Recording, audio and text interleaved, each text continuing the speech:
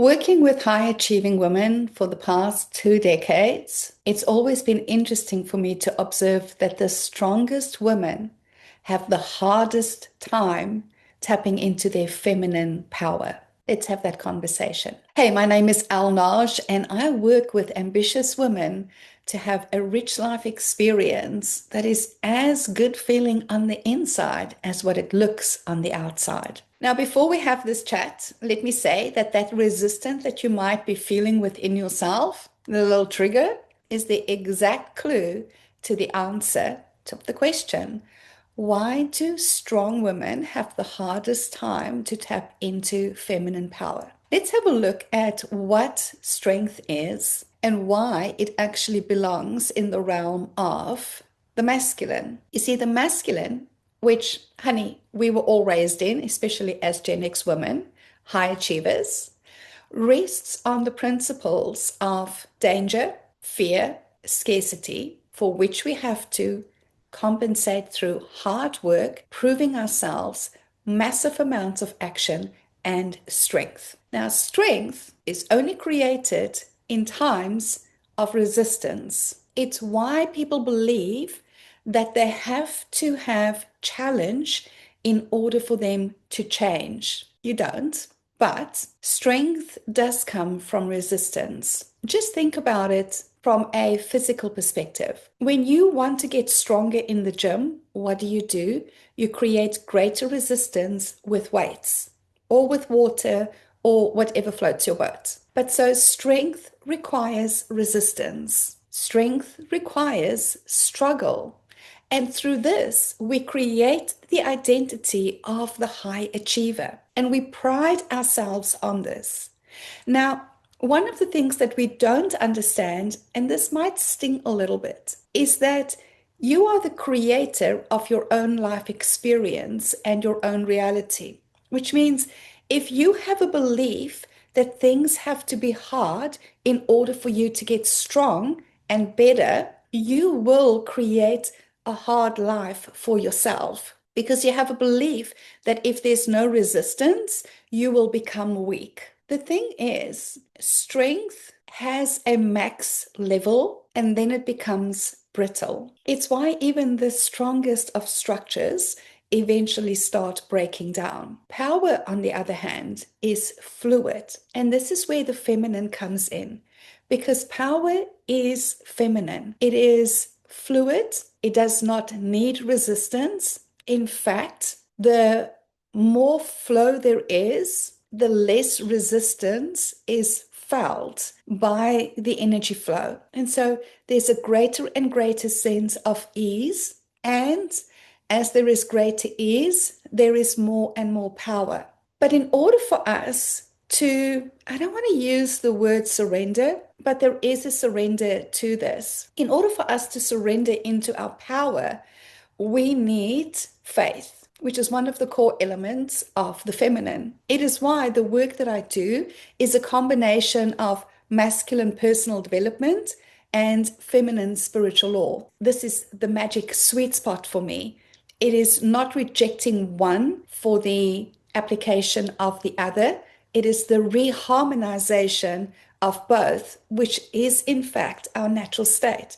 We all have masculine and feminine within us. We just express it in various degrees. So when a strong woman comes into my space, there is a deep underlying fear that she would have to let go of her strength. And if she's going to let go of her strength, because she really does crave the ease and flow of life, then she will become weak. She doesn't understand that she gets to keep her strength and layer that with her power in order for her to create a brand new life experience. This is the reason why high achieving, strong, independent, high achieving women have the greatest challenge in embodying her own power, because power brings in faith and ease and flow. Now, there's also this insane little thing that's going around that says if we're having a life of ease and flow, which most women say they want, that means we are lazy. And we don't want to be seen as lazy. We want to be seen as highly productive, as badass, as the woman who outworks everybody else in the room and therefore deserves all the success that she achieves. I think at the end of the day, what you really need to start asking yourself is, which do you want more? And to be really honest with yourself, don't say what you think somebody wants to hear or that it's going to mean one thing or the other. Just be honest with yourself.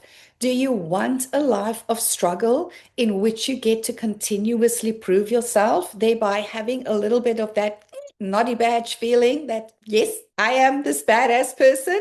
Or do you want a life of ease and flow and fun and shenanigans and magic where you don't have to prove yourself anymore, but where you do start to become very intentional about who you are being in this world, how you express yourself in everything from your words to your movement to what you're eating to what you're wearing to how you do your hair? All of this becomes very intentional self-expression of self, and then co-creating with the magical forces of the universe in a way that truly feels collaborative.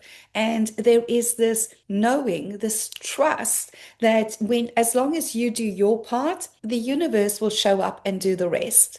It is a beautiful dance, but you have to be willing to let go of all of your ideas of who you have to be in order for you to be respected, in order for you to be revered, in order for you to have your little place in the tribe. Because I'm going to tell you right now, honey, when you step into this level of magical creation, when you start stepping into the rich life experience, the high achievers don't really know what to make of you, and they will start shifting you out of their space. Now, this is where the next level of fear comes in for women, in that they think that they're going to be extraordinarily lonely.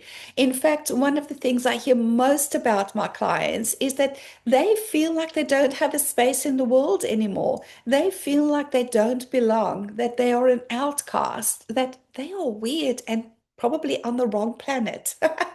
But that is why I have created Women Reimagined in a way that there is a flow of sisterhood, that the previous consort will always be there walking beside you, and that you will then be there for the next intake of women. In this, what we are creating is a sisterhood, a growing sisterhood. And yes, there is even a path beyond that of women who get it, of women who have let go of the struggle and the strive, and who have tapped into the magic of life, of how we start co creating with the universe, intentionally expressing ourselves in a way that has us feeling really good, regardless of the feedback of other people around us. And no, you're not going to turn into a dick if that is what you think. In fact, you are going to become more compassionate, more loving, more deliberate, and more intentional than ever before in your life, and having the best experience of yourself. So, if strong is the thing that is standing in your way of your power, what I will invite you to start thinking of is what the experience is that you most desire next, without making either of them wrong. Do you want to continue having an experience of yourself as a strong woman now that you understand in order for you to be strong, you have to create a life of resistance? Or are you ready to have the most powerful experience of yourself, knowing that life is going to start feeling more and more flow, ease, magic, richness, presence, delight? It is a choice every person needs to make for themselves. My only role is for you to make it intentionally and consciously. After all, darling, you are the artist and the art. It's time to make your life your masterpiece.